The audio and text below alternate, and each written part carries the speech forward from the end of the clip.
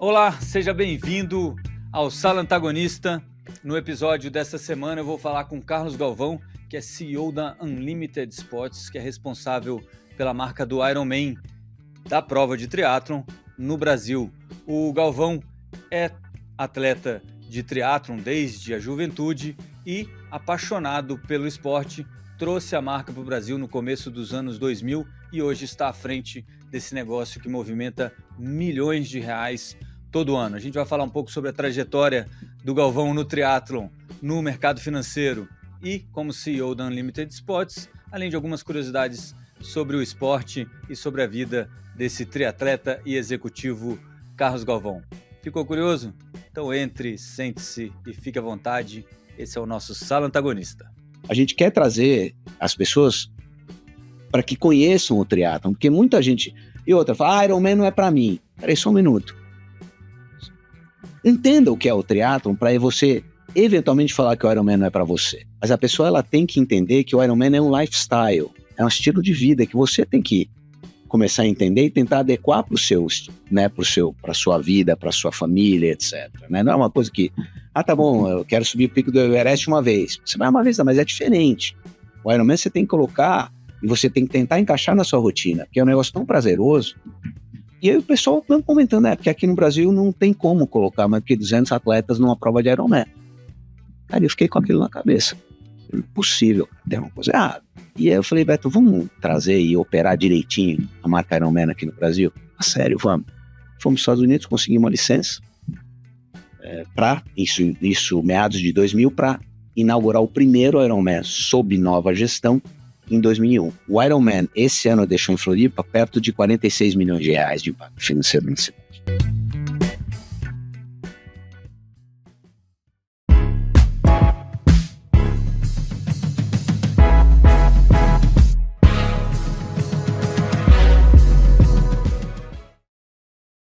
Olá, seja bem-vindo ao Sala Antagonista. Neste episódio eu vou falar com Carlos Galvão, CEO da Unlimited Sports, responsável pela marca Ironman, aquela do triatlon, no Brasil.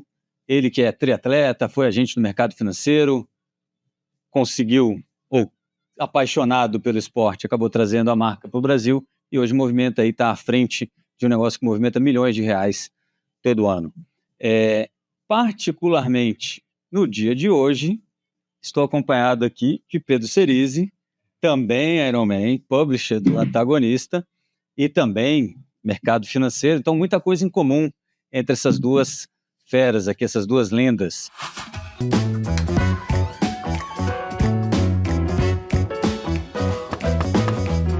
Carlos, eu vou, antes de mais nada, bem-vindo, Pedro. Bem-vindo. Obrigado. Carlos, vou te chamar você de Galvão, que normalmente é como Galvão, né?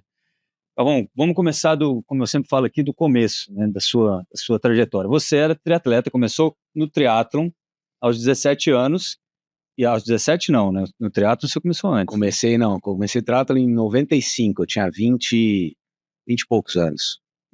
No triatlon. 94. 17 no mercado financeiro. Exatamente. Então 17. Conta pra gente. 17 anos como auxiliar de pregão na saudosa BMF, né, Pedro? Jalequinho amarelo, lembra? Mexendo. Exatamente, as boletas lá, e onde na época a gente tinha ainda o pregão, né, o Open Outcry, né, o pregão ao vivo, como a gente fala, e estudava à noite, administração, e eu era fascinado pelo mercado, uma herança do meu pai também foi do mercado, antes de depois virar industrial, e um ano seguinte eu já virei operador de pregão para uma corretora, na época a corretora chamada Convenção, do então presidente da BMF, na Bolsa de Mercados e Futuros, Eduardo Rocha Azevedo. E eu fiquei lá 4 anos, aí eu me formei, com 21 anos, aí eu, na verdade, de 21 para 22, eu fui para Chicago, porque ainda hoje as duas maiores bolsas de mercadorias e futuros financeiros do mundo e commodities estão em Chicago. Você operava dólar e commodities? Operava índice, dólar e DI, e CDI, taxa de juros.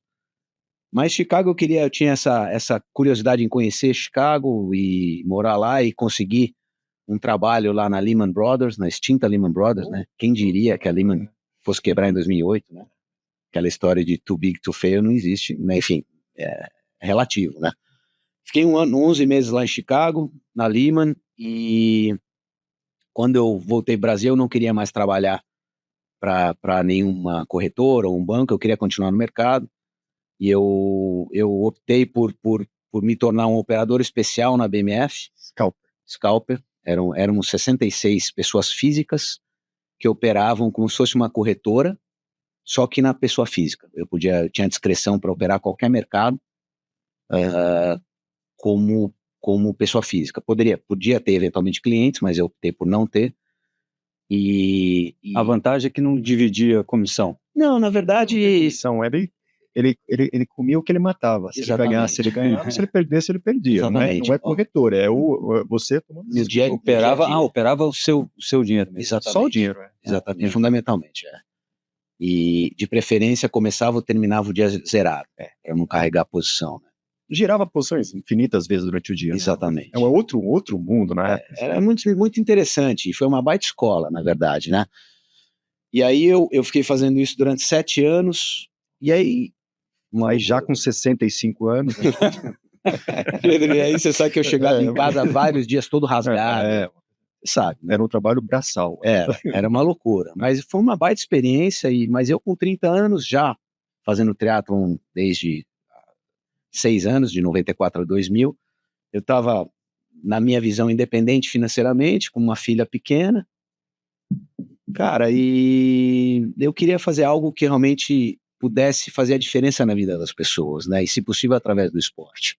Eu queria realmente ter esse propósito. E aí aposentou do mercado financeiro? Eu, na verdade, como a gente, lá em Chicago, eu observei o fenômeno, entre aspas, da desmutualização das bolsas. Você ficou com o título? Opa! Isso. Esse é um trade que o Pedro fez também. Eu comprei a título. Foi um dos grandes... Pois e aí era um caminho sem volta, a gente não sabia, ninguém sabia quando isso acontecer no Brasil, mas é um caminho sem volta, porque o business bolsa é um grande negócio, né? Sim. Nunca vai um cartório. Exatamente. É um cartório. Você registra, é um cartório que registra os negócios. Perfeito. Independente se está subindo 10, se está caindo 10, sempre vai ganhar dinheiro, emolumento, corretagem, é um cartório financeiro. E aí eu sentei em cima do título que era patrimonial. Dava para alugar o título. Eu não quis alugar, na verdade eu aluguei porque não quis alugar, porque... Corre o risco de, se o cara perder, você perde. Exatamente. E eu já vi, que eu me lembro, 3 ou 4 quebrarem em um dia. O título, naquela época, a gente pode falar de cifra aqui, afinal de contas, naquela época o título valia, sei lá, $1 milhão. Eu já vi pessoas perderem num dia o título, mas rápido o título. Você não tem, porque na BMF, na época, a liquidação era D1. Então, o que você faz é o seguinte, ou você recolhe, ou você paga. Mas, enfim, aí eu resolvi, eu ia todo mês na BMF, fazer uma operação que a gente, do mercado, fala Zé com Zé. Eu ia lá, ia rever meus amigos, almoçava lá na BMF, fazia um giro de comprar e vender, fundamentando no mesmo valor, para manter o meu título ativo. E aí, de fato, em 2007, se eu não me engano, 6 ou 7, veio a privatização, a desmutualização da BMF, Bovespa, que agora é B3. Mas em 2000 eu queria virar essa chavinha 180 graus e foi uma coisa muito curiosa, porque eu estava numa etapa do Troféu Brasil, quando o Troféu Brasil colocava 1000 atletas, né? Núbio. E o Núbio, que é o cara que está à frente até hoje do Troféu Brasil, ele foi um dos precursores do triatlon no Brasil. Ele, sem dúvida, abriu essa avenida aí pra gente. Você treinava, mas treinava distâncias menores, ou já era distâncias menores. Muito pouca gente fazia Ironman. Exato. A maior parte fazia essa distância olímpica. No máximo. Exato. E naquela época, como o Pedro colocou, tudo era... Quando você falava em Ironman, já despertava um interesse, né? Você fala, pô, isso é coisa de maluco, é o Everest do triatlon, mas que eu me lembro que você não tinha, obviamente, rede social, não tinha internet, não tinha nada, não tinha smartphone, e eu me lembro que eu assinava a Triathlete, que tem até hoje, mas agora é digital, que era a referência mundial do esporte triatlon. Uma revista. Né? Revista. Eu recebi a edição de abril em julho, né, em setembro, sei lá. Né?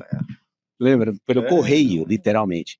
E aí eu vi algumas matérias de Ironman e isso realmente começou a me chamar a atenção, né?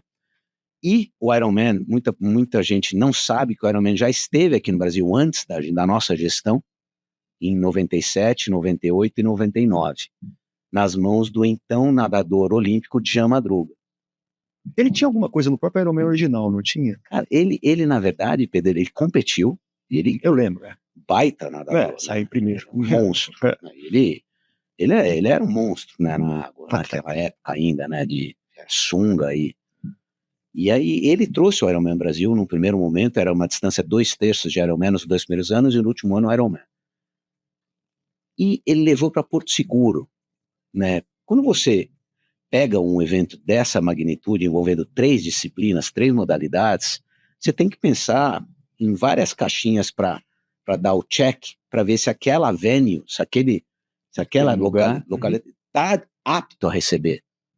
E com certeza Porto Seguro, imagina, há 25 anos, 26 anos, não estava, hoje continua não sendo um local adequado para receber uma prova de triatlon de longa distância, nem de curta distância. Você não tem staff, você não tem infra, você não tem hospital, você não tem logística, você não tem segurança, você não tem polícia. O aeroporto demora. Exato, você tem uma série de coisas que você não tem leito. Então, infraestrutura local. Não tem. E aí, putz, entrava anos, nesses 2, 3 primeiros anos de Ironman aqui no Brasil, antes da nossa gestão, não colocava mais do que 180, 190 atletas. Tem que dizer que nunca ia ter mais que 200 Ironmans, pessoas fazendo Ironman no Brasil. Exatamente, e foi exatamente isso, foi bom você ter trazido isso, porque eu ouvi numa etapa do Troféu Brasil, final de 99, a Track and Field, que já era patrocinadora do Troféu Brasil naquela época. Eu estava conversando com o pessoal da Track and Field, que são meus amigos de infância, e com o Fred Azevedo também, que é o irmão do Beto, e a gente começou a conversar, e eu vi numa rodinha ali, estava o Ken lá, inclusive o Troféu Brasil, mas Mark Allen já correu o Troféu Brasil. Era o internacional, né? Era o internacional. Internacional, que era a prova super... Internacional, você tem razão. Aquele Scott Molina, lembra? Exatamente, você tem razão, foi no internacional. Internacional era uma prova, assim, global, assim. Era uma prova meio off-season, era a primeira prova da temporada. Exatamente, calor, fevereiro. Janeiro, fevereiro. Isso aí. Todo mundo meio fora de forma, eles vinham pra cá. É isso aí. E aí o pessoal comentando, porque aqui no Brasil não tem como colocar mais que 200 atletas numa prova de Ironman. Cara, eu fiquei com aquilo na cabeça. Impossível, tem uma coisa errada. Aí eu virei pro Beto, o pessoal, falei, Beto, vamos, cara, eu quero sair do mercado, né? Dinheiro se ganha e se perde, né? Eu não vou usar 2 relógios, eu não vou viajar em 2 executivas, que eu não tenho ambição de ter meu avião, nem não tenho até hoje. Mas, e aí eu falei, Beto, vamos trazer e operar direitinho a marca Ironman aqui no Brasil? A sério, vamos. Fomos aos Estados Unidos, conseguimos uma licença, para isso meados de 2000, para inaugurar o primeiro Ironman sob nova gestão em 2001. E a primeira providência que a gente tomou de cara foi elencar uma nova venue, uma nova cidade, que não fosse Porto Seguro. Cara, e a gente tinha 2, 3 opções no nosso radar, e aqui nos ofereceu um pacote. Quais eram? Era Florianópolis, Ribeirão Preto, e a terceira, se não me engano, era Brasília já. Ribeirão Preto? Ribeirão Preto. Olha aí, tá vendo? Só que aí Ribeirão... Mas nada onde? Cara, era uma das usinas lá, se não me engano, dos Biage, que conectava, que a usina toda assaltada. Só que não tinha apelo, né, não tem... Muito interiorizado. Né? Exatamente. Então, vou dar um exemplo, que você vê como são várias observações e nuances que a gente tem que prestar atenção como negócio agora, como organizador. Sim. A gente levou a prova do Ironman 70.3, que é um novo circuito, né, da metade da distância do Ironman. 70.3 é a somatória das modalidades em milhas, né? O Ironman inteiro são 226 quilômetros ou 140.6 milhas, somando 3.800 de natação, 180 de pedal e 42 de corrida. E o Ironman 70.3 foi um circuito novo que surgiu quase 30 anos depois do Ironman, em 2006, e foi o circuito que veio para ficar. O circuito, a distância meio Ironman 70.3 é uma distância desafiadora, não deixa de ser, as pessoas subestimam, e é uma distância que você pode fazer 3, 4, 5 por ano, né, que não te compromete tanto fisicamente. Nesse malabarismo que a gente tem que fazer enquanto trabalha, né, é difícil. O Ironman, o buraco é bem mais embaixo, né, você sabe disso.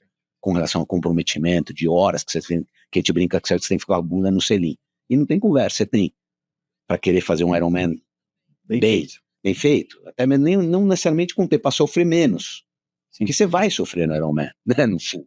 A questão é sofrer mais ou menos. Mais ou menos tempo. Exatamente. E aí, a gente levou uma prova, busquei essa história só para pegar o gancho de Ribeirão, porque em algum momento, a gente levou o Ironman, uma das etapas do Ironman 70.3 para Foz do Iguaçu, que foi fantástica, a prova dentro da hidrelétrica de Itaipu. Largava parque ali, né? Exatamente, largava... Eu fiz essa prova. Foi muito ela é muito bonita, né? Muito. Só que a recorrência do atleta a gente começou a observar que começou a ser pequena, porque quando você vai para Maceió, para Floripa, para o Rio, você tem outra coisa. Exatamente, você vai e você fica depois. Pô, quem não gosta de passar uma semaninha no Flosô ali em Barra de São Miguel, por exemplo? Negociando com a família, porque como você disse, o Galvão disse, você paga um custo com a família, com a sua esposa. Porra, domingo você tá lá na rodovia pedalando 5, 6 horas, e você não participa e tal. Então, quando você fala, vamos no dia da prova, você, olha, vamos lá e vamos para tal lugar, que a gente vai ficar. E é isso aí. É um evento adicional para a família, que contribuiu com aquilo. Exatamente. Aí quando você vira para a família, porque a gente sempre brinca que o triatleta tá sempre devedor em casa. Tô devendo. Sempre. Mas aí você fala, pô, pessoal, nós vamos fazer um Ironman, começar um novo ciclo, pô, mas não, depois da prova a gente passa uma semaninha lá na... O que você julga? Exatamente. Aí então até essa decisão de você escolher tem que pesar também. Então Fortaleza, por exemplo, que a prova tecnicamente é mais difícil pelas condições, você tem várias opções pós-Ironman para levar a família. As crianças vão no Beach Park. Exatamente, Beach Park, tem o outro lá, que tem a canoa quebrada, por exemplo. Então assim, Floripa é Floripa, né? Sempre lindo.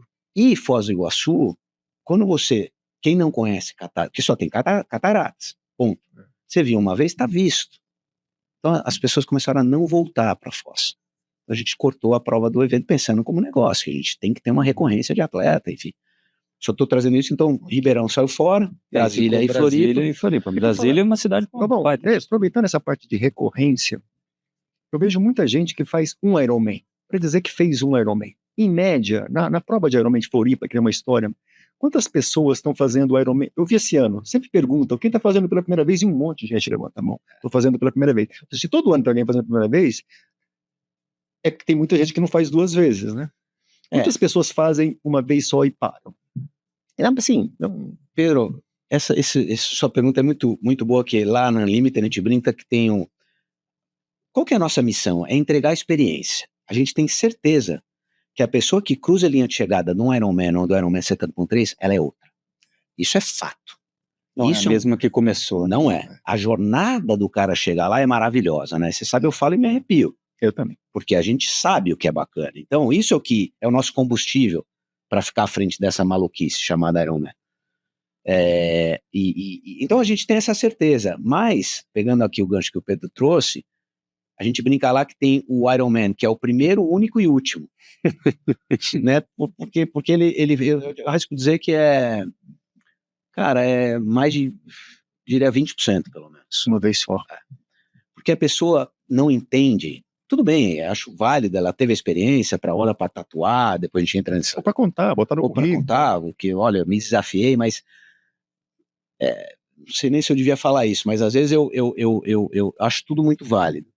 Mas a pessoa, ela tem que entender que o Ironman é um lifestyle, é um estilo de vida que você tem que começar a entender e tentar adequar para a sua vida, para a sua família, etc. Né? Não é uma coisa que, tá bom, eu quero subir o pico do Everest uma vez. Você vai uma vez, mas é diferente.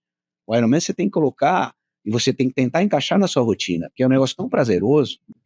Então, assim, as pessoas que fazem primeiro, único e último, ela geralmente não se preparou como deveria. Vai sofrer pra burro. Experiência. Exato. Então falar, putz, isso aqui eu fiz e eu tô fora, nunca mais eu quero. Não é o que a gente quer. As pessoas que colocam, eu já vi muito isso nos posts, o cara colocando a palavra sofrimento no Ironman.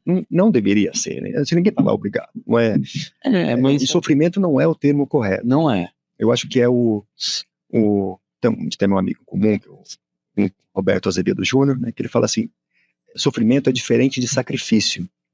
Sacrifício é uma oferta ao sagrado. É um ritual que você oferece alguma coisa ao sagrado. Então, isso é um negócio que você oferece e tem a recompensa. E algumas pessoas ali, eu acho que estão muito mais nessa questão de esticar e colocar, e não tem a experiência correta. Concordo. E isso você deve também, muitas pessoas que vêm falar comigo, eu vou fazer triatlo, eu quero fazer um Ironman.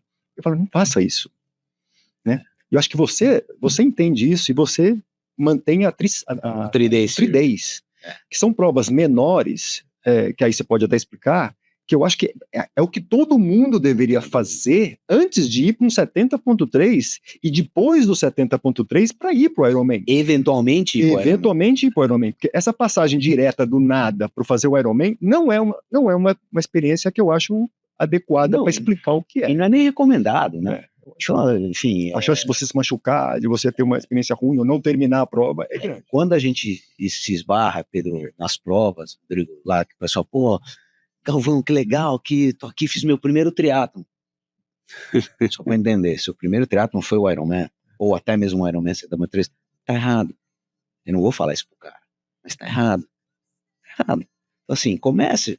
Primeira coisa, a nossa missão com o 3-Day Series, que é o nosso circuito de curta distância, que são as distâncias iniciais do triatlon, a gente quer que a pessoa que ora só corre, pedala ou só nada, tenha a experiência do multiesporte, que é o triatlon. É para ver que é muito menos monótono do que só nadar, de ficar contando azulejo, que é um porre, ou só pedalar, que você está cada vez super exposto, porque bicicleta é um dos esportes mais perigosos do mundo, principalmente em cidade, no Brasil, né?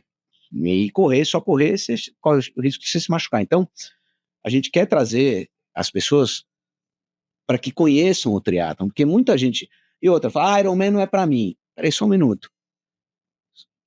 Entenda o que é o triatlon para você eventualmente falar que o Ironman não é para você, né? Então, enfim, mas só para a gente, a história da cidade, aí sobrou. Brasília é uma baita praça, mas a gente já fez, inclusive, o 70.3 lá, por 4 ou 5 anos, mas a gente teve alguns problemas com relação político lá, enfim, a gente tirou a prova de lá e a gente entendeu que o Ironman, o problema é ser em dobro, né? Porque você fica 17 horas impactando uma cidade e não 8. E aí, Florianópolis nos mostrou uma cidade realmente, uma capital, com toda a infra aeroportuária, logística e de hotelaria que nos atendiam. E muito melhor agora, o aeroporto ficou muito bom. Fantástico. Não, ficou fantástico. E depois que privatizaram. Sim, Quanto menos Estado, melhor para a vida. Né? E aí, a gente, Floripa, a gente tinha uma situação sui generis lá em Floripa, porque a prefeita, naquela ocasião, era a Angela Min, e o governador era o Espiridião, hoje senador, e ela é hoje deputado federal. Cara, então assim, eles abraçaram a ideia. Mas assim, mas muito. E eu vou falar para vocês, depois de 24 anos, passou-se o mandato dos dois, eles nunca perderam uma largada de Ironman Brasil. Nunca. Eles foram, acho que os únicos foram nós que foram em todas as largadas. Então, quer dizer, eles abraçaram, a cidade tem que entender a importância, a relevância, porque a gente sempre fala que um Ironman 70.3, são eventos que transcendem somente a esfera esportiva. É um evento turístico esportivo. Pra vocês terem uma ideia, o Ironman Brasil é o evento regular mais importante do estado de Santa Catarina. Então, assim, chega a ser, ele só perde por Réveillon, pro trade ali turístico. Então, é mais importante que Carnaval. Então, por quê? Porque a gente tem, foi o que o Pedro colocou, a gente, como o triatleta está sempre devedor, quando chega o Ironman em uma praça legal como Floripa, fala, ó, vai a família inteira comigo. Então a gente tem lá casos de pessoas com alguns 7, 8, 10, avó, primo, filhos. Então assim, a média de um atleta que vai para o Ironman Brasil, que leva consigo de 6 a 7 pessoas, estatístico, né, de 5 a 6 pessoas, que ficam no mínimo 7 dias, de 6 a 7 dias no destino, vezes o número médio o valor médio de despesa. O Ironman esse ano deixou em Floripa perto de 46 milhões de reais de impacto financeiro na cidade. Numa época que é baixa estação. Exatamente. Estrategicamente a gente sempre busca colocar o Iron em uma baixa temporada, não acontece nada na cidade, principalmente em Floripa. E aí, enfim, Floripa realmente se mostrou uma decisão acertada. Acho que fora Florianópolis, teve em Fortaleza, né? Eu fiz 2 vezes, com 3 ou 4 anos. 14, 15, 16. Eu fiz 2 anos e acabou. Acabou por 2 motivos, Pedro. Primeiro que, obviamente, difícil, longe de ser como Porto Seguro, porque Fortaleza você tem infra, né, e a diga de passagem muito boa, mas para a distância, a gente sempre fala que o Ironman por si só, nas condições ideais, já é duro para o atleta. Nas condições que você está exposto a vento, umidade, muito calor, fica mais difícil ainda. Mas o mais importante foi que a gente percebeu que não tinha atleta o suficiente para, no Brasil, terem 2 provas de Ironman. Você começava a dividir. Eu tenho uma dúvida sobre isso.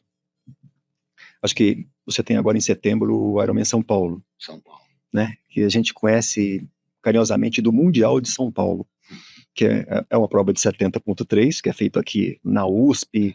O Galvão conseguiu pedalar na marginal da 23. É uma coisa assim. Ter conseguido isso, a prova é maravilhosa, super rápida, todo mundo adora que faz a prova, esgota todo ano. Um sold out. Já vendeu. Em setembro. A prova já está toda vendida todo ano, mas é uma prova onde todos os atletas vêm aqui se encontrar e falam assim, quem é que é o melhor triatleta de 70.3, que seria o meio Ironman. Então não é que é super difícil, porque não é que a metade, a velocidade é muito maior, só tem amador, então é uma prova assim super complicada, super concorrida. Mas se fosse em São Paulo um Iron, eu acho que eu lotaria. Não sei se a cidade comporta, né? Comporta a cidade aguentar Eu concordo 100% com você. São Paulo é São Paulo, né? E a gente ficou 4 anos, né? Conversando com o pessoal da prefeitura e do CT. Sim. E a gente pediu uma oportunidade em 2000 e a gente fez, antes da pandemia, 19. Aí veio a pandemia. A gente falou, olha, beleza, me fala qual é o compromisso que a gente tem. O gargalo é a marginal. Porque, é domingo, esquece. São Paulo. São Paulo, né? Exato. Você não tem trânsito, né? Um pouco menos, mas tem trânsito. E aí a gente fez uns acordos com o CT, por exemplo, de liberar a marginal 10h32. Que é a conversa. Já com 3 vans ali no corte, não passou ali até ali, repõe na van e acabou a prova.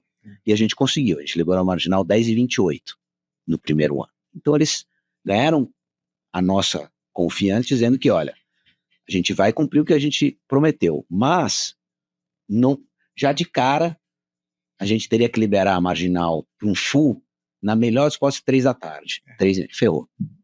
É o dia todo fechado. Seria assim, muito entre a gente, se quiser fazer, faz. Não, é uma vontade política. Eu não sei se é do prefeito ou do governo, acho que é do prefeito. Eu vou fazer o pedido pro prefeito. Tem que esperar agora outubro, né? Prefeito, não, para combinar com quem tiver ele pode jogando. O atual prefeito olha, eu vou liberar o Ironman em São Paulo se eu for reeleito. Porque nadar ali, a raia da USP é maravilhoso, é seguro, é uma natação um pouco mais pesada, porque a água é um pouco mais pesada, mas é muito mais seguro, né? Você tem as margens, você tem uma navegação limpa. O prefeito deixou o asfalto perfeito. Não tinha um problema nas marginais, as marginais, a 23, agora que você conseguiu até ir pela 23, o asfalto está perfeito. É a coisa mais gostosa que tem é conseguir pedalar lá na... Pois é. E a corrida não seria problema também, talvez a gente saísse ali usasse a Politécnica, mas seria uma prova, seria maravilhoso. Vai ser uma prova que teria recorrência, porque seria a prova do segundo semestre, e tem aquela história. Eu acho que um dos grandes problemas disso é o voo, né? E como São Paulo é sempre o aeroporto destino, é muito mais fácil para todo mundo, qualquer horário. Onde for, né? Onde for, do interior, você sempre vai parar aqui em São Paulo. Exato. Bom, deixa eu só fazer uma pergunta aqui sobre você, depois a gente fala mais sobre o negócio mesmo, mas assim, quando é que você faz o seu primeiro Ironman? Porque eu tô entendendo que você não tinha feito. Ele ganhou esse ano a prova. Não, eu digo o primeiro. Quando eu fiz o meu primeiro... então, essa é uma boa pergunta. Você sabe que eu já fazia triatlon, né? Eu acho que é importante quem está por trás, né, nos bastidores da organização, entender a fundo. E eu coloquei para mim, falando, olha, o primeiro ano que a gente fez foi 2001, fechamos em 2000, primeiro 2001, falei, ó, eu não vou deixar de passar de 2002 para fazer um Ironman, que eu quero entender a fundo como é que é essa história. Em 2002, fiz meu primeiro Iron. Seu primeiro sacrifício. Cara, eu escolhi, na época, tinha muito menos prova, tal, um dos mais difíceis, que é o Ironman de Wisconsin. Nossa. Em Madison, lá. Calor e subida. Cara, e muita sua altimetria danada, mas eu terminei, fiz meu primeiro a 10,59. Isso é um clássico. Isso era meio um clássico. Isso é dificílima a prova, mas eu tive a experiência como atleta e acho que nos dá muito mais propriedade, né, para estar do lado de cá, né. Aí depois eu fiz mais 7 Ironmans full, e aí, enfim, eu quero voltar, agora eu só estou fazendo Ironman 70.3, porque... Metade da distância ou da diversão, não? Cara, sem dúvida que a experiência é outra, quando você, falando de cruzar a linha de chegada, né, a gente sempre brinca que a linha de chegada é só o começo, né. A experiência é muito mais intensa, você cruzando a linha de chegada do Ironman full, né, do que um Ironman 70.3. O Ironman 70.3 é maravilhoso também, mas é diferente, né, é indiscutível. Porque você olha para trás e vê o quanto você se esforçou, o sacrifício, para estar num full, largando num full e largando num 70.3 é diferente. Mas é uma baita experiência.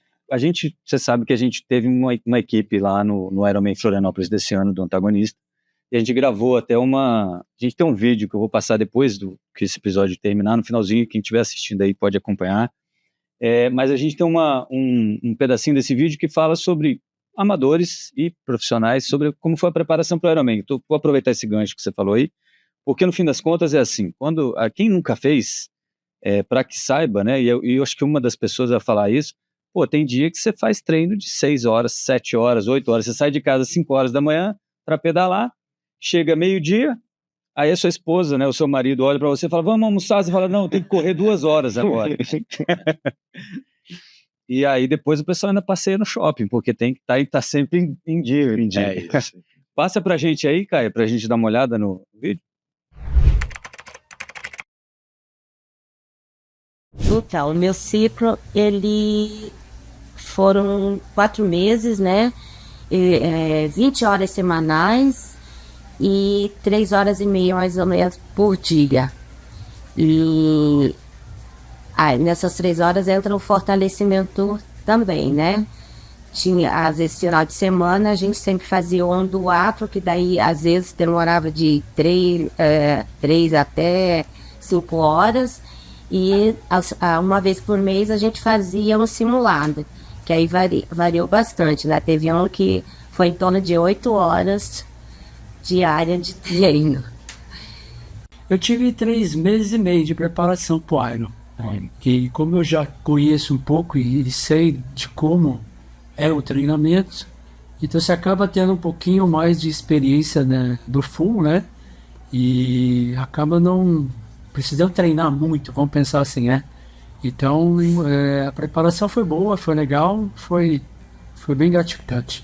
A preparação em encaixar, sempre todo atleta amador tem esse lado muito delicado, né? Encaixar a profissão, família mas eu tive uma boa preparação, já faz um tempo que eu saí da performance e fiquei só com uma parte mais heavy fun do triatlo, então assim, eu venho para participar, lógico, quero entregar o meu melhor em toda a prova, mas com certeza essa preparação foi mais diluída, foi mais suave, assim, em relação a isso. Tô me sentindo bem, meu corpo tá bem e amanhã vamos pra cima, vamos entregar o melhor que o corpo dá. Bom, é 4º ano, né, que eu me preparei pro Ironman Brasil, esse ano com o diferencial, né, de tentar o tricampeonato, veio de 2 vitórias, então não tem como não pensar em mais uma.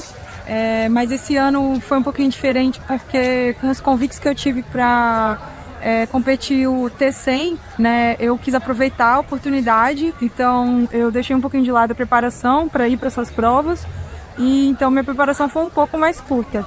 Também as coisas não ocorreram como eu imaginei, pensei que eu ia conseguir 100% aí de aproveitamento desse tempo mais curto, mas eu fiz o que foi possível, me preparei da melhor forma que eu pude, que eu consegui. E quando tocar a buzina, eu tenho certeza que eu não vou lembrar de nada disso. Vou só querer ganhar mais uma vez e com certeza eu vim para isso. Puxa, a minha preparação é específica para a prova, que isso daí que são as últimas 8 semanas. E eu procurei replicar mais ou menos o que eu fiz em 2022 quando eu fui campeão aqui. 2023 foi ano passado que eu fui segundo colocado, por algumas eventualidades na preparação eu não consegui fazer exatamente o que eu gostaria, mas esse ano foi perfeito. Tudo que eu coloquei no papel eu consegui executar, consegui atingir os números que eu queria, e estou bem confiante para uma prova muito boa amanhã. Vou fazer um disclaimer aqui, o Galvão e o Pedro. Vocês viram aí que essas pessoas são pessoas comuns, tirando a Pamela e o Colucci, que ambos venceram as provas deles. Mas para falar de duas coisas aqui, porque o Pedro é um cara que também é triatleta, falei no comecinho, mas vai para... Não é que eu sou triatleta, mas eu vou para participar. O Pedro vai para ganhar, o Galvão também tem um espírito um pouco mais competitivo. Eu não sei se é o mercado financeiro ou se é o triatlon esse problema. Eu acho que uma coisa puxa a outra, né? A gente, na nossa visão, e Pedro pode obviamente contribuir, e a gente tem três tipos de atleta. O atleta profissional, masculino ou feminino, que é a elite. O atleta profissional é 1% do nosso field, né, da nossa amostragem de atletas. Isso é no mundo, 1%. Aí você tem 95% dos atletas que estão lá somente para ter a experiência, o que é fantástico. E você tem os outros 4% dos atletas que também são amadores, mas no nível super competitivo, que vão lá para ganhar a categoria e ganhar vagas para os mundiais, para os respectivos mundiais. Então são essa divisão. Então assim, e tá tudo certo. Tem espaço para todo mundo. E o que eu queria destacar é assim, que o treino, a fase de treinamento, eu adoro a prova, mas o sacrifício do treino é pesado para mim, assim, família, né, aquela coisa, aquela cobrança de, poxa, mas, né, agora você passou 8 horas, como diz a moça ali, a senhora ali no começo. Que aliás eu acompanhei ela no final. Foi? Ela foi uma das últimas, a Ivani, mas terminou dentro do limite. Ela fez 16 horas e 47, eu acho. Nossa. Cara, foi ali no limite. Era quase meia-noite quando ela chegou. Pois é, não, aí a gente brinca que a inscrição dela é barata, porque ela usou tudo, né? Tinha que cobrar por hora. Mas e aí você me chamou a atenção uma outra. A gente teve uma conversa antes da prova, eu cheguei a falar com você, e que a gente falava, olha, você tem às vezes problemas, né, com pessoas com saúde que não estão exatamente preparadas para a prova de corrida, maratona, meia maratona ou prova de natação, que seja, mas no triatlon é muito difícil, pelo menos nessas provas de distâncias que são muito grandes, muito extensas, o aventureiro, né, aquele cara que está na semana anterior no bar com um amigo e o amigo fala assim, olha, duvido que você faça um Ironman amanhã, né? Com certeza, mas você ainda tem, graças a Deus, é uma amostragem muito pequena, mas justamente, com certeza existe isso. Aí o cara fala, eu vou desafiar e vou fazer. Aí é o primeiro, único e último, que não é bom pra gente. O cara coloca a vida dele em risco, inclusive, né? Mas pra vocês terem uma ideia, o que é um número impressionante, o nosso percentual de concluintes numa prova de Ironman aqui no Brasil, que é uma das maiores do mundo, o percentual, está em média 95,4%. Nossa, nas condições que foram feitas as últimas provas. Só esclarecendo, né, que as últimas provas não foram feitas, foram provas muito difíceis. Muito. De você ficar lá fora, não é nem fazer o Ironman, de você pedalar sobre 5, 6 horas na chuva, forte, com vento, é muito perigoso. Muito perigoso. E aí, uma coisa curiosa, pra você ter uma ideia, o ano passado, no Ironman 70.3 Fortaleza, que é uma das provas mais difíceis, a gente teve o maior número de percentual de concluintes da nossa história, 24 anos, 97,8% das pessoas que largaram terminaram. Que aí mostra que realmente o número de aventureiros é pequeno. As pessoas se preparam, o que pra gente é muito bom.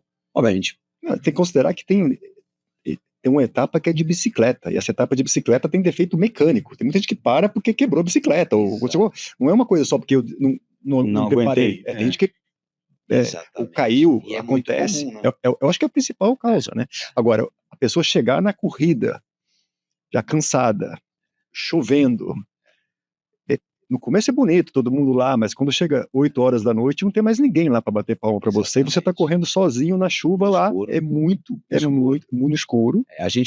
O Pedro tocou num ponto super importante, lá em Florianópolis, que é a sede há 24 anos do Ironman Brasil, 5h30 da tarde já está começando a ficar escuro. 5h45 está escuro. Então, Luiz, se você considerar que a grande maioria das pessoas, o tempo médio de um finisher entre homem e mulher é 13 horas e 15. Ou seja, 13 horas e 15, com o cara largou às 7 8 horas da noite. Exatamente. É a média. A média. Então, de cara, a grande maioria já vai ficar pelo menos 3 horas, 2 horas e meia correndo no escuro. E, cara, por mais que você tenha iluminação, é complicado. Então, desde sempre, uma coisa que é um diferencial nas nossas provas, e a gente não abre mão de deixar essa nossa régua lá em cima, a gente serve sopa quente a partir das 5 da tarde no Ironman Brasil, em todos os Eu lembro, o Pedro nunca viu a sopa lá, mas eu já vi. Com certeza não. Não, esse ano acho que vocês abriram exceção e começaram a servir mais cedo, porque estava frio. Eu ouvi alguém gritar sopa. Verdade. Eu vi. Alguém lá naquela Uns parte. 2 quilômetros para trás já. Às 3h pouco da tarde. Às 3h pouco da tarde começaram a servir sopa, porque tinha muita gente com frio. Tava chovendo e 14 graus. Não, eu lembro que me chamaram no WhatsApp. Não lembro onde eu estava no percurso, sei lá, 10 da manhã. Galvão, podemos contratar mais 300 litros de sopa? Na hora. Né? Isso tem que faltar. Né? Desculpa, tem que sobrar. Não pode faltar nada. Mas como as condições estavam ruins e estava frio, mas eu não sabia dessa. Eu vi, acho que eles falaram assim, olha, tá precisando, o pessoal teve a presença de espírito de liberar antes, porque primeiro que estava quase escuro, estava um dia muito, muito hostil. Aquela história, né? A gente, uma vez eu ouvi lá em Wisconsin, na prova na primeira Ironman que eu fiz, estavam na dúvida se ia ter natação, que estava o vento meio esquisito. Aí o diretor de prova virou e falou, não se preocupem com as coisas que vocês não podem controlar. Don't worry about the things you can't control. Então você não adianta, a gente fica jogando, e eu acho que esses extremos de clima vão ser cada vez mais frequentes, né? Daqui para frente, com essa história de alninha, etc. Mas é um negócio que a gente não controla. Então a gente tenta jogar com a data, o ano que vem a gente vai mudar a data de novo do Ironman Brasil, para frente, exato. Ele pegou para junho.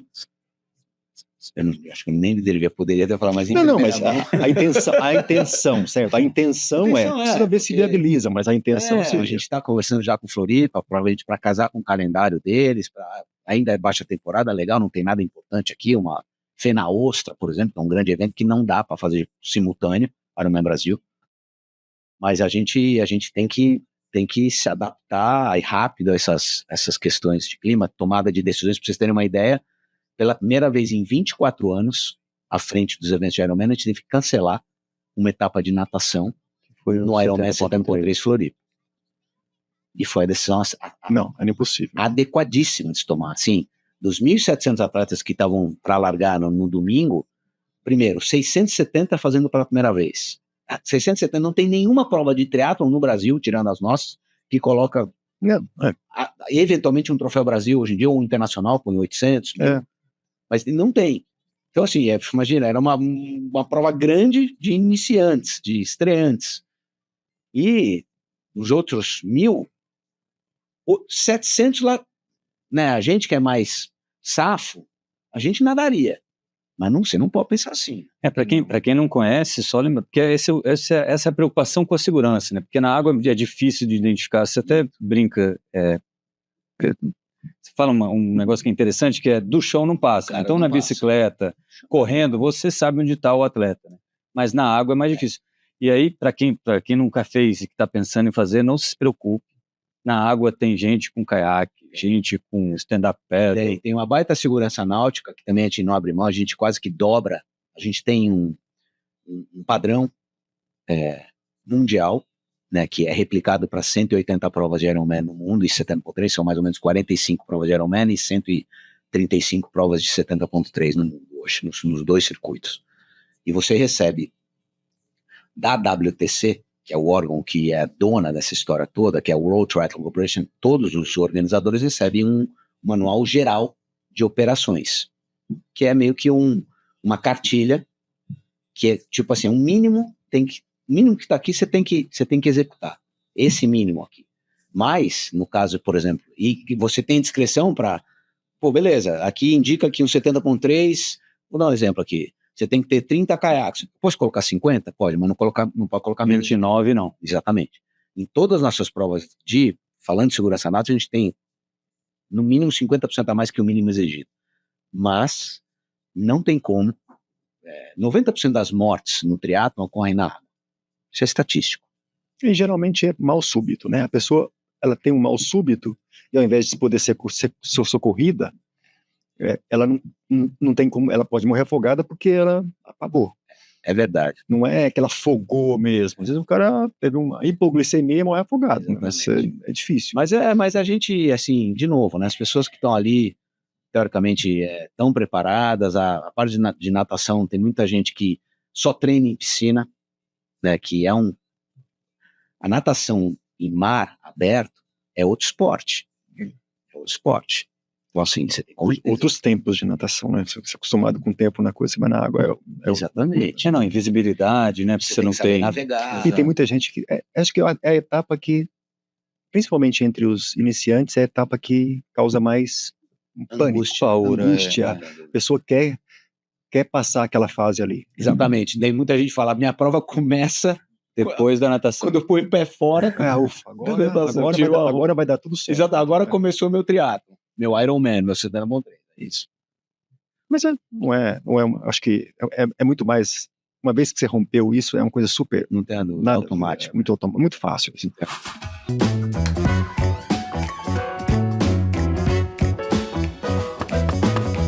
Vamos falar um pouquinho então do business Ironman, vai?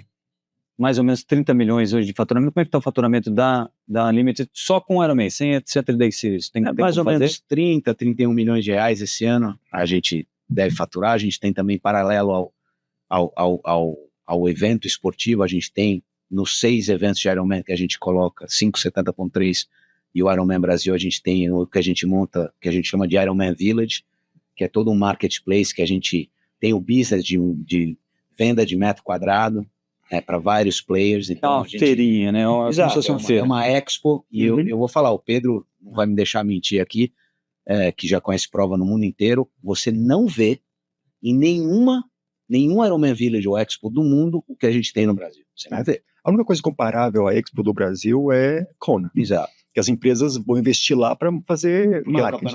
É o campeonato mundial. Porque fora isso, as expos são um lugarzinho que a pessoa compra um gel, compra um negocinho. Não, aqui não, aqui você... Uma estrutura mambembe, assim, eu voltei do Panamá agora, que eu competi lá 25 de fevereiro, depois de 4 anos sem competir, e a história se repete. Como experiência de atleta, a experiência é muito pobre. E eu falo isso eu acho uma falsa modéstia. Eu vejo muita gente, obviamente, o brasileiro, um dos esportes do brasileiro é reclamar sempre, né? Então, esse é um esporte que ele é bom, né? Ele tá treinado todo dia. Exato. E eu que fiz algumas provas nesses lugares, é que se tivesse que dar aqueles... tem tudo, assim, desde o tratamento, desde o staff, o carinho do staff brasileiro. O Galvão, obviamente, o Galvão exagera, né? A quantidade de staff por atleta no Brasil, eu não sei comparado com os padrões, mas é muito maior. Pedro, tirando os mundiais, que você tem um excedente de staff, o resto esquece. Pra vocês terem uma ideia, na prova agora de Floripa, mês passado, no Ironman Brasil, com 1.600 atletas, nós tínhamos de staff 1.152 staffs. Quase uma pessoa por atleta. 1.152, e todos remunerados. A gente não tem voluntário aqui no Brasil, porque é do brasileiro. Essa cultura do voluntário não tem. No Havaí vai todo mundo voluntário. Exatamente. Você tem fila, que é outra pegada. Enfim, prós e contras dos Estados Unidos. Mas isso eles dão um banho na gente. Essa preocupação com o próximo, enfim, principalmente no esporte. É cultural, né, na nossa visão. E ainda assim a gente tem uma quebra de 20%. Então, para ter os 1.152, a gente tem que contratar 1.300. Isso porque o cara recebe camiseta, lanche e uma grana. Mas tem que estar lá cedo, né? porque o triatleta vai começar a nadar, tem gente que não acorda. Não, exato, mas e aí Mas ele organiza tudo. O cara que tem que estar nesse lugar, Sim, nesse horário, sim. o cara que tem que estar na bicicleta no outro horário, e o cara que tem que estar na corrida. É uma logística gigante. Exatamente. Uma prova que começa às 6 da manhã e termina à meia-noite. Exatamente. E aí, Pedro, pegando o gancho, no back-office, né, dos bastidores, a grande maioria, principalmente as pessoas que tem que estar muito cedo, a gente que provê o transporte. A gente aluga a van, que fica rodando desde 2 da manhã, levando o atleta para os stations e tal. Cara, Porque eu não sei, engenhoca. o momento que os atletas têm acesso à bicicleta de manhã é às 4 da manhã, 4h30 da manhã. E a útil é 4h30 da manhã. Ou seja, tem que ter chegado, o pessoal já tem que estar lá chegado antes, a sua equipe. Exatamente. E aí depois termina a prova meia-noite, até tirar tudo, eu não sei, assim, é quase 24 horas você tem uma equipe inteira trabalhando. E é uma coisa loucura, Pedro, você vê, né? Você teve lá em Floripa agora, o local que a gente faz a premiação no dia seguinte, às 9 da manhã, Tá tudo isso. 6 horas antes, era um hospital de campanha que a gente monta e também a parte de fisioterapia, com 90 macas, e ali, a partir das 2, 3 da tarde até 1 da manhã, E é o pessoal chegando aí. Exato, é emoção e tal. Então, e aí a gente vira à noite, com obviamente outra equipe, limpando aquilo lá para que quem tá ali na premiação não imagina, né? Nem parece que outro lugar. Não tem parece, não tem cheiro, não tem nada, cara. Tem lá o palco de premiação. O Galvão aprendeu muito bem a fazer isso. Não é um cara que chega lá e fala, vou fazer uma prova. Não é um processo. A gente, costumo dizer, meu pai sempre fala, você tem que ser bom aluno, pô. A gente foi bom aluno, ficando rouco de ouvir, ouvindo bastante. A gente tem que sempre estar disposto e aberto a ouvir crítica, desde que construtiva, e, se possível, aplicar. A gente vem fazendo isso.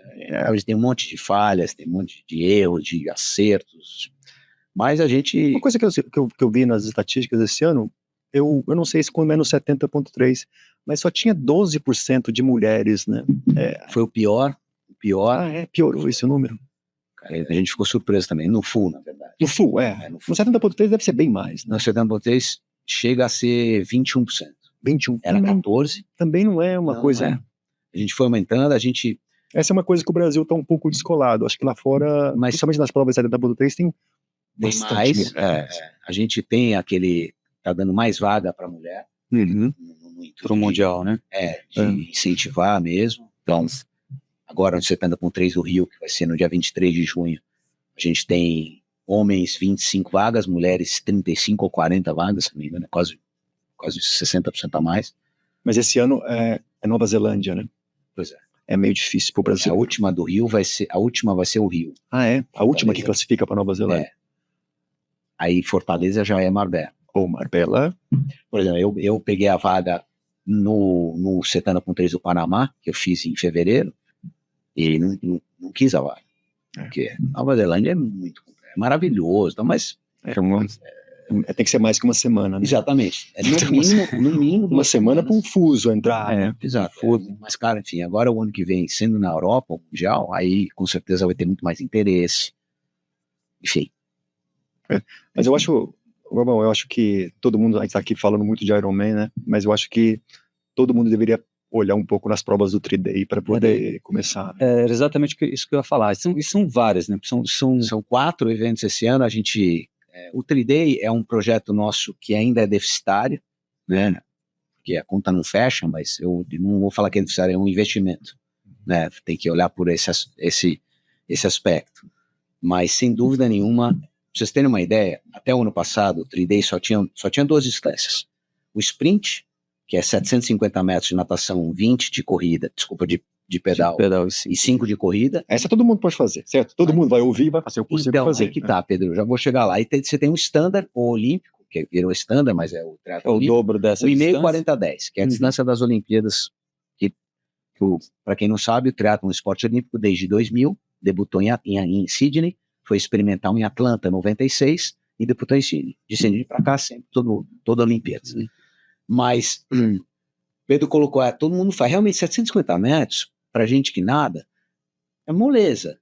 Porém, quando você fica na beira do lago, do mar, de uma represa, e você vê a boia, vamos fazer numa conta fácil aqui, a 375 metros de distância, é longe, pra quem não nada.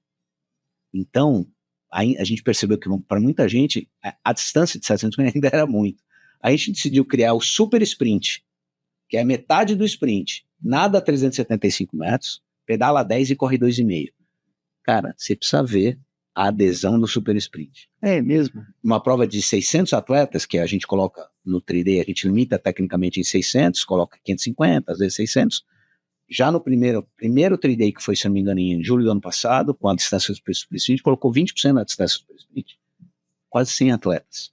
E vocês vão ver a alegria do cara que fez uma provinha muito curta, mas você precisa ver a alegria dele. É uma prova que ele vai fazer em 1 hora, né? Exato. Ele vai terminar em 1 hora. Uma prova humana. Exatamente. E aí, 50 minutos. 50 minutos. Aí o cara cruza a linha de chegada e, obviamente, que a nossa ideia é, primeiro, mostrar para esse cara o que é um multiesporte, que é possível, e sem dúvida nenhuma, aí a gente fez uma jogada muito interessante, a gente, no triatlon seguinte, no 3D seguinte, a gente incentivou quem mudasse de distância ia ganhar uma caixinha nossa da Unlimited com uma pulseirinha, tipo aquela do Lance, Anything's Possible. Então, pô, é um mimo e tal. E aí a ideia é que esse cara faça um sprint, faça um stand. Às vezes a pensando natação no que você falou. assusta, não é nem pelo condicionamento, né? Às vezes é o medo mesmo, de não ter pé no chão, né? Olha, até lá. Você nada em lago, você não vê o fundo, é escuro, é difícil. Não é fácil. De novo, porque as pessoas só estão acostumadas a nadar na piscina de 1,40 m, pé no chão, né, com a água limpinha, você está seguro ali, você se sente mais seguro. Até a gente que é mais experiente, eu ouvi uma vez do Thiago Vinhal, que é um cara experiente e tal, que, sei lá, há pouco tempo ele deu uma panicada numa prova que quase não sai da água, cara. Isso é profissional, né? Quem não conhece o Thiago Vinhal. Tava ali no dia e a roupa apertando e você... Enfim, mas é o super sprint, realmente a gente tem meu sonho é fazer... Quais cidades que vocês estão fazendo o 3D? 12 para cima. Não, quais cidades? Desculpa, eu entendi, quais idades. Cidades você está fazendo? Cidades a gente está fazendo Sorocaba, Bertioga esse ano, prova nova. No mar, é? Bertioga. Oh, isso é legal. Olambra, e foi muito resgate. Você se lembra do teatro em Olambra? Copa Centro de Teatro? Não, eu comecei tarde, não fiz. Copa Centro de Teatro, em 96. Cara, e a gente está tentando uma 4ª etapa em Maceió. Por mais que a gente tenha tirado o Ironman esse ano de Maceió, a gente está tentando... mas eu lembro que só a série da Track and Field, né, que começou com poucas corridas em São Paulo, hoje virou uma série de corrida, né, muito grande. Eu acho que a 3Days é uma coisa que eventualmente você consiga democratizar para várias, Ribeirão Preto, essas cidades que poderiam ter A gente teve uma aproximação com o pessoal do SESI, agora recentemente. São Carlos também, né, exato. É uma cidade ótima. Então a gente tem que ter esse apoio institucional para conseguir replicar mais eventos de 3D. A gente está, para 2025, a gente está com uma perspectiva interessante. Deixa eu aproveitar as oportunidades que a vida me dá, e assim, eu estou tendo a vantagem aqui de sentar com o Pedro e com você para falar de triatlon, que, é um esporte que eu praticava, estou voltando, e a possibilidade de falar com 2 pessoas que são pessoas importantes para o esporte, digamos assim. E aí eu vi uma entrevista sua falando sobre a pandemia, né, e o impacto que isso foi para a Unlimited, e correlacionando isso com a mentalidade Ironman, né? Porque às vezes as pessoas acham o Ironman ele é um esforço físico muito grande, mas talvez o esforço mental de um Ironman talvez seja mais o sacrifício mental talvez seja maior do que o sacrifício físico. E eu queria primeiro se você pudesse falar um pouquinho da pandemia, porque eu já estou estourando o tempo aqui, e depois o Pedro também sobre mentalidade Ironman. Eu acho que a pandemia foi para todos, né? Acho que fundamentalmente foram 2 anos inacreditavelmente difíceis para a gente. O nosso segmento foi o primeiro a parar e o último a voltar. Essa que é a realidade. A gente tem lá no nosso quadro 31 pessoas que eu não mandei ninguém embora. Tem pessoas comigo há mais de 20 anos e eu não poderia mandar essas pessoas embora. Absolutamente. Então, nós tomamos um chocolate substancial na pandemia, mas graças a Deus a gente conseguiu gerenciar e ter a resiliência para se manter aberto. E aí, 2022 voltamos, aí a coisa começou a, né, a gente começou a sair da lama, e graças a Deus a gente agora está 100% saudável, mas foi muito difícil. E eu tenho certeza que essa mentalidade Ironman, que a gente, na minha leitura, tem que ter para a vida, nos ajudou muito, isso sem dúvida. E o Pedro está aqui para reforçar isso. A gente costuma ver muitos atletas, independentemente do nível, daqueles níveis que a gente comentou aqui, que estão, como num jargão coloquial, na ponta do casco, que não terminam a prova por causa disso aqui, ó, sabe? Então, assim, porque é muito tempo que você tem ali para passar coisa na cabeça, né?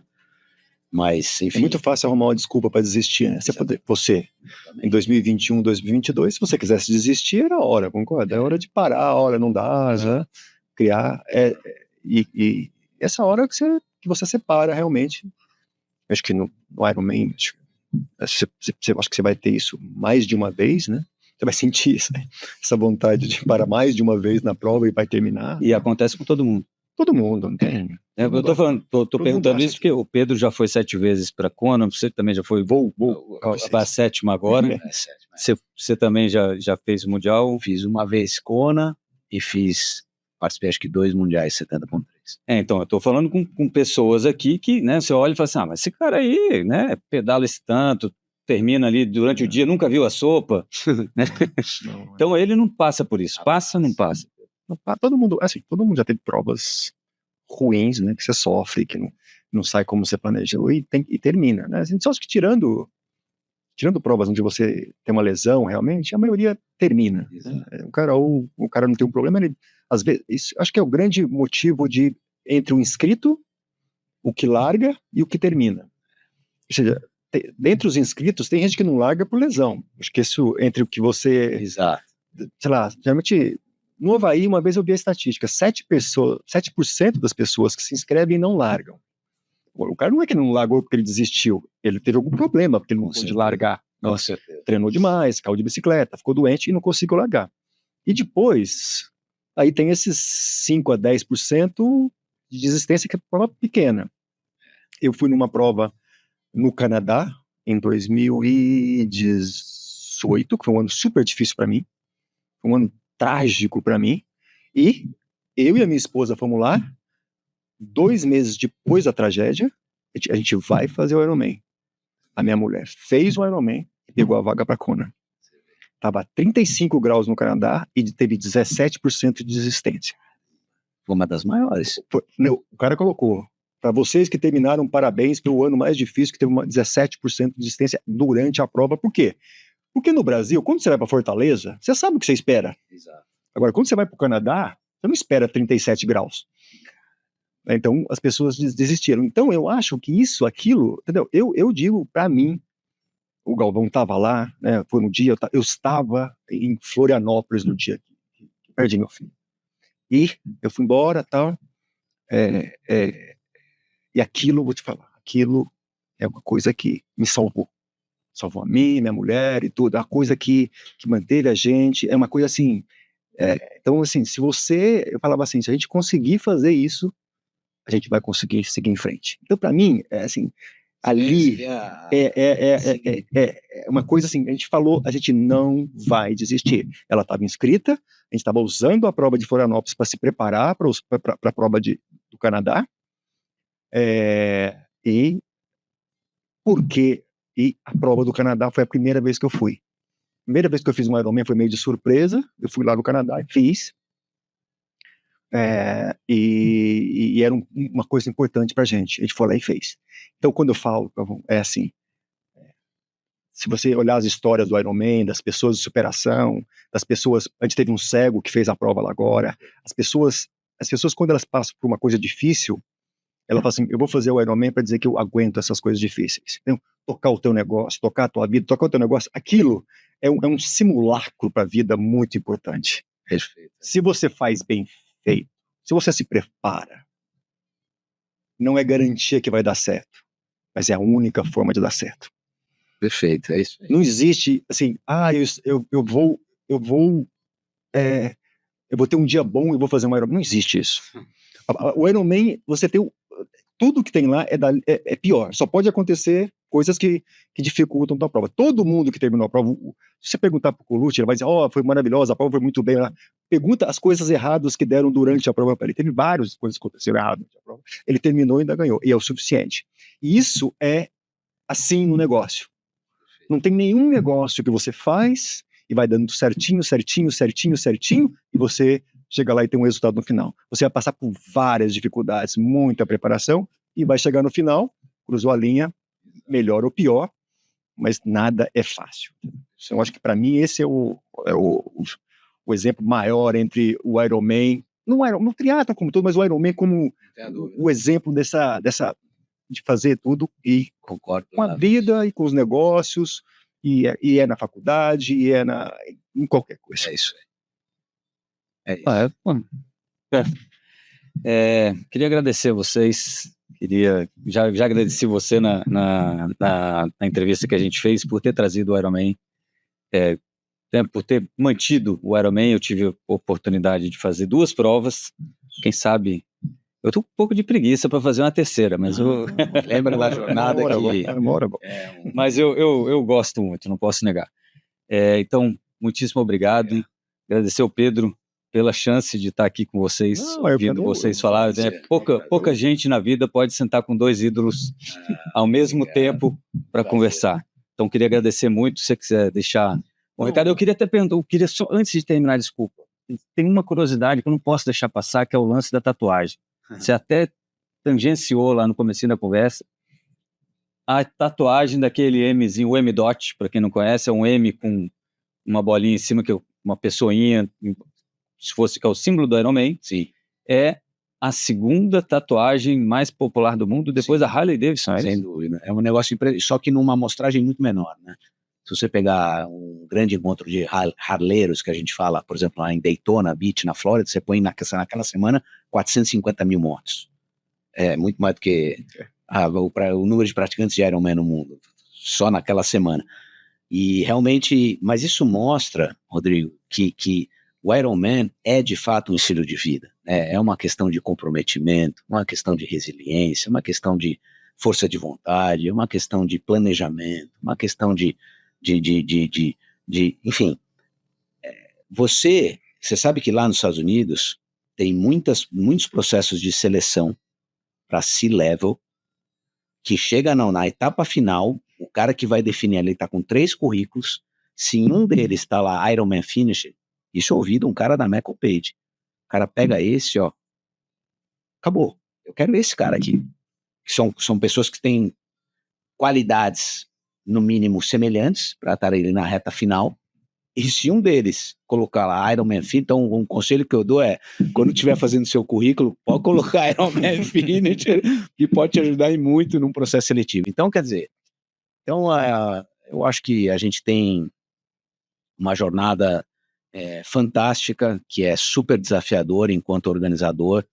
Às vezes eu me pego, com toda a sinceridade, tipo, o que eu tô fazendo aqui, né? Por exemplo, nesses dias de Floripa, no 70.3, que se a gente já fica tenso a semana inteira e quando você começa a ficar preocupado com o tempo, mais que você não controle, você fica preocupado que você tem que tomar decisão.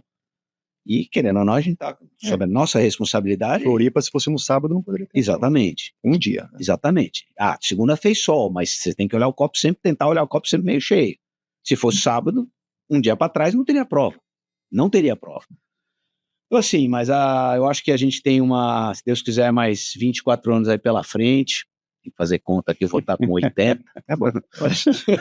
Com 80 tem gente fazendo Ironman aí. Exatamente. O atleta mais velho, até pegando o gancho, você vê como o nosso mote de anything is possible, tudo é possível, ou nada é impossível.